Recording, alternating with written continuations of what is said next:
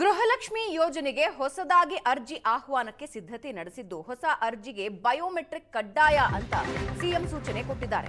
ಅಕ್ರಮಗಳ ತಡೆಗೆ ಬಯೋಮೆಟ್ರಿಕ್ ಕಡ್ಡಾಯ ಅಂತ ಸಿಎಂ ಡಿಕೆ ಶಿವಕುಮಾರ್ ಹೇಳಿದ್ದು, ಮಹಿಳಾ ಮತ್ತು ಮಕ್ಕಳ ಕಲ್ಯಾಣ ಇಲಾಖೆಗೆ ಸಿಎಂ ಡಿಕೆ ಶಿವಕುಮಾರ್ ಸೂಚನೆ ಕೊಟ್ಟಿದ್ದಾರೆ. ಬಯೋಮೆಟ್ರಿಕ್ ಸಿದ್ಧಪಡಿಸಿಕೊಳ್ಳೋದಕ್ಕೆ ಅಧಿಕಾರಿಗಳಿಗೆ ಸೂಚನೆ ಕೊಟ್ಟಿದ್ದು, ಈಗಾಗಲೇ ಅರ್ಜಿ ಆಹ್ವಾನಕ್ಕೆ ಸಿದ್ಧತೆ ಮಾಡಿಕೊಂಡಿದೆ ಇಲಾಖೆ. ಅರ್ಜಿಗೆ ಇನ್ಮೇಲೆ ಬಯೋಮೆಟ್ರಿಕ್ ಸೇರ್ಪಡೆಯಾಗಬೇಕು. ಅಧಿಕಾರಿಗಳಿಂದ ಇದಕ್ಕೆ ಸಿದ್ಧತೆ ನಡೆದಿದ್ದು, ಸಂಪುಟ ವಿಸ್ತರಣೆ ಬಳಿಕ ಹೊಸ ಅರ್ಜಿ ಸಲ್ಲಿಕೆಗೆ ಆಹ್ವಾನ ನೀಡೋ ಸಾಧ್ಯತೆ ಇದೆ. ಜುಲೈ ಮೊದಲ ವಾರದಲ್ಲಿ ಗೃಹಲಕ್ಷ್ಮಿಗೆ ಅರ್ಜಿ ಆಹ್ವಾನ ಸಾಧ್ಯತೆ ಇದೆ.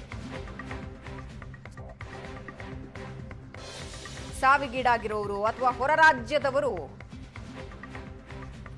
ಗೃಹಲಕ್ಷ್ಮಿ ಯೋಜನೆಯನ್ನ ಅಕ್ರಮವಾಗಿ ಪಡೆದುಕೊಳ್ತಾ ಇದ್ದಾರೆ. ಅಂದ್ರೆ ಸಾವಿಗೀಡಾದವರ ಖಾತೆಗೂ ಕೂಡ ದುಡ್ಡು ಜಮೆ ಆಗ್ತಾ ಇದೆ, ಬೇರೆ ರಾಜ್ಯದಿಂದ ಬಂದವರು ಕೂಡ ಪಡೆದುಕೊಳ್ತಾ ಇದ್ದಾರೆ. ಇದೆಲ್ಲಾನು ಫಿಲ್ಟರ್ ಮಾಡೋದಕ್ಕೆ ರಾಜ್ಯ ಸರ್ಕಾರ ಮುಂದಾಗಿದೆ. ಗೃಹಲಕ್ಷ್ಮಿಗೆ ಈಗ ಬಯೋಮೆಟ್ರಿಕ್ ಯೋಜನೆಯನ್ನ ಹೊಸದಾಗಿ ಆಡ್ ಮಾಡ್ತಾ ಇದ್ದಾರೆ.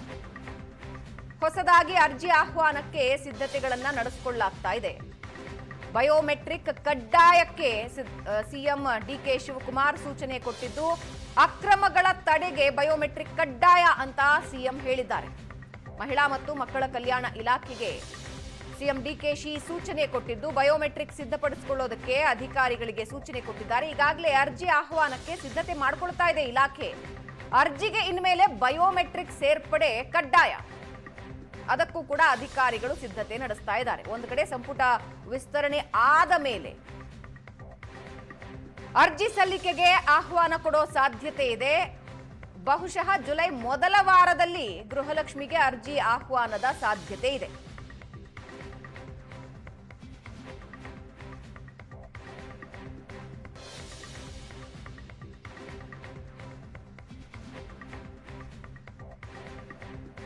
$68,000ಕ್ಕೂ ಹೆಚ್ಚಿನ ಖಾತೆಗಳಿಗೆ ಗೃಹಲಕ್ಷ್ಮಿ ಹಣ ಹೋಗಿತ್ತು. ಅಂದ್ರೆ ಮೃತಪಟ್ಟಿರೋರ ಅಕೌಂಟ್ಗಳಿಗೂ ಕೂಡ ದುಡ್ಡು ಸೇರ್ಕೊಳ್ತಾ ಇತ್ತು. ಆಲ್ಮೋಸ್ಟ್ 80 ಕೋಟಿ ಹಣ ಹೀಗೆ ಹರಿದು ಹೋಗಿದೆ.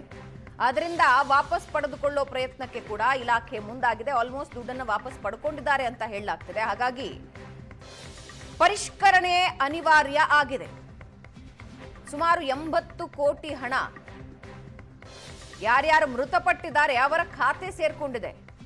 ಹಾಗೆ ಹೊರ ರಾಜ್ಯದಿಂದ ಬಂದವರು ಇದರ ಫಲಾನುಭವಿಗಳಾಗಿದ್ದಲ್ಲಿ ಅದರ ಪರಿಷ್ಕರಣೆಯೂ ಆಗತ್ತೆ. ಸತ್ತವರ ಖಾತೆಗಳಿಂದ ಹಣ ವಾಪಸ್ ಪಡೆಯುತ್ತಂತೆ ಸರ್ಕಾರ ಆಲ್ಮೋಸ್ಟ್ ಪಡೆದಿದೆ ಅನ್ನೋ ಮಾಹಿತಿಯೂ ಇದೆ. ಈಗಾಗಲೇ ಬಹುತೇಕ ಹಣ ಡ್ರಾ ಆಗಿರುವ ಮಾಹಿತಿ ಇದೆ. ಅಂದ್ರೆ ಖಾತೆಗಳಿಗೆ ಹಾಕಿರ್ತಾರಲ್ಲ, ಆ ಹಣ ಆಲ್ಮೋಸ್ಟ್ ಡ್ರಾ ಆಗೋಗಿರುತ್ತೆ. ಕುಟುಂಬಸ್ಥರು ಡ್ರಾ ಮಾಡ್ಕೊಂಡಿರ್ತಾರೆ. ಇನ್ನು ಮುಂದೆ ಆ ಲೋಪ ಆಗಬಾರದು ಅನ್ನೋ ಕಾರಣಕ್ಕೆ ಪರಿಷ್ಕರಣೆಗೆ, ಬಯೋಮೆಟ್ರಿಕ್ ಪರಿಷ್ಕರಣೆಗೆ ಸರ್ಕಾರ ಮುಂದಾಗಿದೆ. ಅರ್ಹ ಫಲಾನುಭವಿಗಳಿಗೆ ಮಾತ್ರ ಕೊಡೋದಕ್ಕೆ ಸರ್ಕಾರ ನಿರ್ಧರಿಸಿದೆ.